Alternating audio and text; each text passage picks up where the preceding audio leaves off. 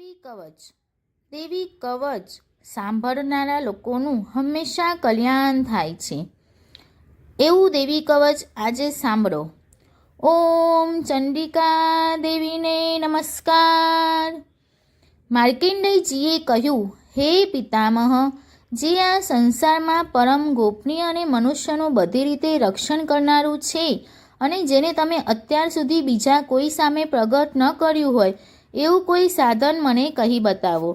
બ્રહ્માજી બોલ્યા, હે બ્રાહ્મણ, એવું સાધન તો એકમાત્ર દેવીનું કવચ જ છે, જે ગોપનીય કરતાં પણ પરમ ગોપનીય, પવિત્ર તથા બધા પ્રાણીઓ ઉપર ઉપકાર કરનારું છે. હે મહામુનિ, તે સાંભળો. દેવીની 9 મૂર્તિઓ છે. તેમને 9 દુર્ગા કહે છે. તેમના અલગ અલગ નામો બતાવવામાં આવે છે.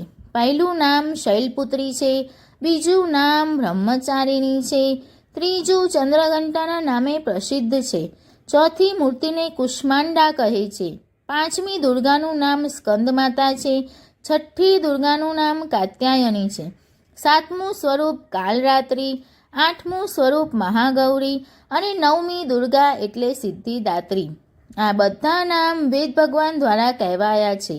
જ્યારે કોઈ મનુષ્ય અગ્નિથી સળગી રહ્યો હોય, યુદ્ધભૂમિમાં શત્રુઓથી ઘેરાઈ ગયો હોય, સંકટમાં ફસાઈ ગયો હોય, તેનું કોઈ ભયથી ડરી ગયો હોય અને દુર્ગાનું શરણ લીધું હોય, તેનું ક્યારેય કોઈ અમંગળ થતું નથી. યુદ્ધના સમયે મુશ્કેલી હોવા છતાં પણ તેને કોઈ વિપત્તિ ઉદ્ભવતી નથી. તેને શોક, દુઃખ અને ભય પ્રાપ્ત થતા નથી. જેમને દેવીનું ભક્તિપૂર્વક સ્મરણ કર્યું છે તેમનો અભ્યુદય નક્કી છે. હે દેવી, જેઓ તમારું ચિંતન કરે છે તેમનું તમે ચોક્કસ કલ્યાણ કરો છો, રક્ષણ કરો છો.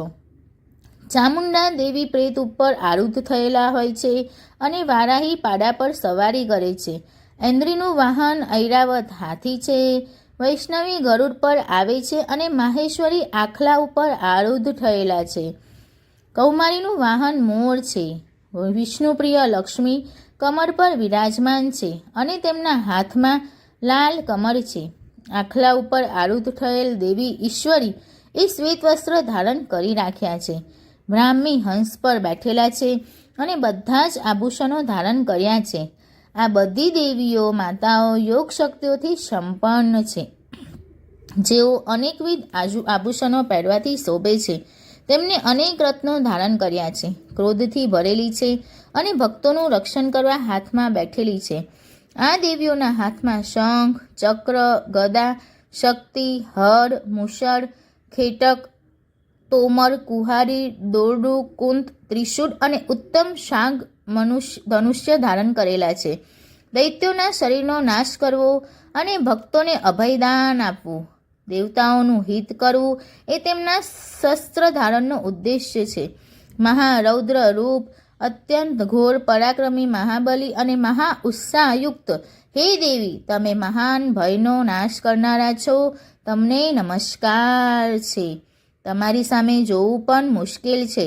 શત્રુઓનો ભય વધારનારા એ હે જગદંબિકા, મારું રક્ષણ કરો. પૂર્વ દિશામાં ઐન્દ્રી શક્તિ મારું રક્ષણ કરે, અગ્નિખૂણામાં અગ્નિશક્તિ, દક્ષિણ દિશામાં વારાહી તથા નૈઋત્ય ખૂણામાં ખડગધારીની મારું રક્ષણ કરે, પશ્ચિમ દિશામાં વારુણી અને વાયવ્ય ખૂણામાં હરણ પર સવારી કરનારા દેવી મારું રક્ષણ કરો, ઉત્તર દિશામાં કુમારી અને ઈશાન ખૂણામાં શૂલધારી મારું રક્ષણ કરો. હે બ્રહ્માણી, તમે ઉપરની બાજુએ મારું રક્ષણ કરો. હે વૈષ્ણવી, તમે નીચેની બાજુએ મારું રક્ષણ કરો. આ જ પ્રમાણે શબ્દ જેવું વાહન છે તે ચામુંડા દેવી 10 દિશાઓમાં મારું રક્ષણ કરો. જ્યાં આગળની બાજુએ અને વિજયા પાછળની બાજુએ રક્ષણ કરે. ડાબા ભાગે અજિતા દેવી, જમણા ભાગે અપરાજિતા મારું રક્ષણ કરે. ઉદ્યોતિની શિખાનું રક્ષણ કરે અને ઉમા મારા મસ્તક પર વિરાજિત થઈને મારું રક્ષણ કરે. માલાધારી દેવી મારા કપાળનું અને યશસ્વીની મારી ભમરોનું રક્ષણ કરે. ત્રિનેત્રા ભમરોના મધ્ય ભાગનું અને યમઘંટા દેવી નાસિકાઓનું રક્ષણ કરે. શંખીની બંને આંખોના મધ્ય ભાગનું રક્ષણ કરે અને દ્વારવાસીની કાનોનું રક્ષણ કરે. કાલિકા ગાલોનું તથા શાંકરી કાનોના મૂળ ભાગોની રક્ષા કરે. સુગંધા નાસિકાઓની અને ચર્ચિકા દેવી ઉપરના હોઠનું રક્ષણ કરે. અમૃતકલા નીચેના હોઠનું અને સરસ્વતી જીભનું રક્ષણ કરે. કૌમારી મારા દાંતોનું અને ચંદિકા કંઠભાગનું રક્ષણ કરે. ચિત્રઘંટા ગળાની ઘંટિકાનું અને મહામાયા તાળવાનું રક્ષણ કરે. કામાક્ષી દાઢીનું અને સર્વમંગલા મારી વાણીનું રક્ષણ કરે. નીલગ્રીવા કંઠના બહારના ભાગનું અને અન્નનલિકાનું કૌબેરી દેવી રક્ષણ કરો. ખડગીની બંને ખભાઓનું અને વજ્રધારીની મારા બંને બાહુઓનું રક્ષણ કરો. દંડીની દેવી મને બંને હાથોનું અને અંબિકા આંગળીઓનું રક્ષણ કરે. શૂલેશ્વરી નખોનું રક્ષણ કરે અને ફૂલેશ્વરી કુખ પેટનું રક્ષણ કરો. મહાદેવી બંને સ્તનોનું અને શોક વિનાશીની મનનું રક્ષણ કરે. લલિતા દેવી હૃદયનું અને શૂલધારીની ઉદરનું રક્ષણ કરે.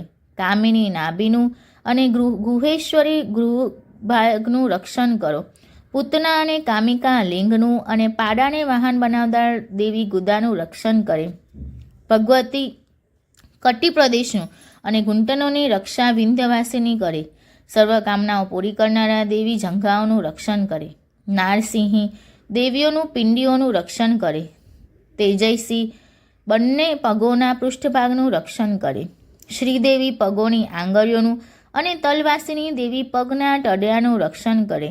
પોતાની વિકરાળ દાઢોથી ભયંકર દેખાતા કરાલી દેવી નખોનું અને ઉર્ધ્વકેશની દેવી વાળનું રક્ષણ કરે. કૌબેરી રૂંવાટીના છિદ્રોનું અને વાગેશ્વરી ત્વચાનું રક્ષણ કરે. પાર્વતી રક્ત, મજ્જા, વસા, માંસ, હાડકાં અને મેદનું રક્ષણ કરે. કાલરાત્રિ આંતરડાઓનું અને મુક્તેશ્વરી પિત્તનું રક્ષણ કરે. પદ્માવતી કમરકોશોના મૂળ આધારનું અને ચૂડામણી કફનું રક્ષણ કરે. જ્વાળામુખી નખોના તેજનું અને અભેદતા સમસ્ત સાંધાઓનું રક્ષણ કરે. હે બ્રહ્માની તમે મારા વીર્યનું રક્ષણ કરો. હે વિક્ષત્રેશ્વરી મારી છાયાનું રક્ષણ કરો. હે ધર્મધારિણી મારા અહંકાર, મન અને બુદ્ધિનું રક્ષણ કરો.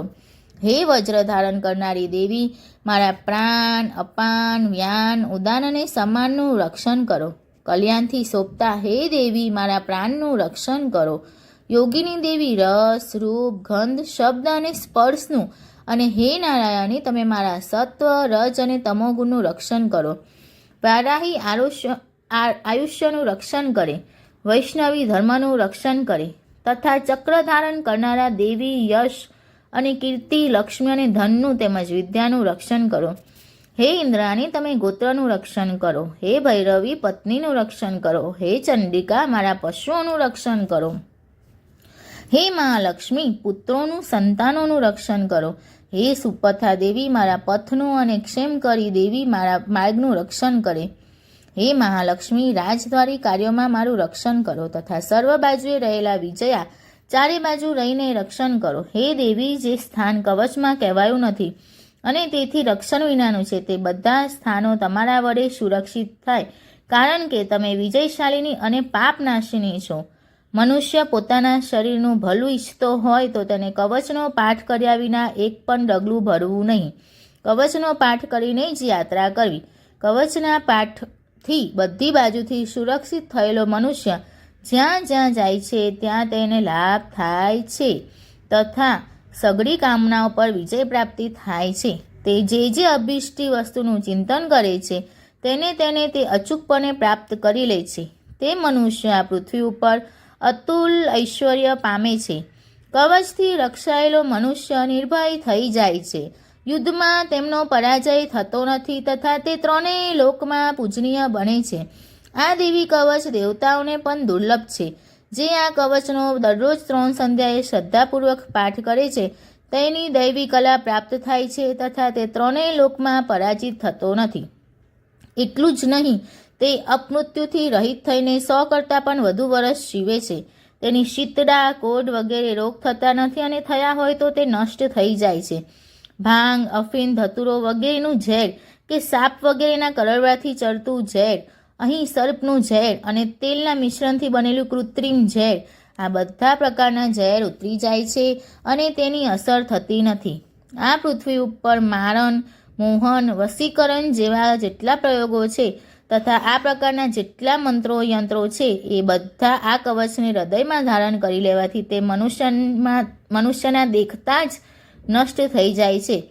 એટલું જ નહીં, પૃથ્વી ઉપર વિચરનારા ગ્રામ દેવતા, આકાશ અને પાણીમાંથી ઉત્પન્ન થતા ઉપદેશ માત્રથી સાધી શકાતા દેવો, પોતાના જન્મની સાથે જ પ્રગટ થતા દેવતાઓ, કુલ દેવતા, કંઠમાળા જેવા રોગો, ડાકણ શાકન, અંતરિક્ષમાં વિચરતી મહાન શક્તિઓ, ગ્રહ, ભૂત, પિશાચ, રાક્ષસો, બ્રહ્મ રાક્ષસ, વેતાળ, ભૈરવ વગેરે અનિષ્ટકારી દેવતાઓ પણ જો હૃદયમાં કવચ ધારણ કર્યું હોય તો તે મનુષ્યના દેખતા જ ભાગી જાય છે.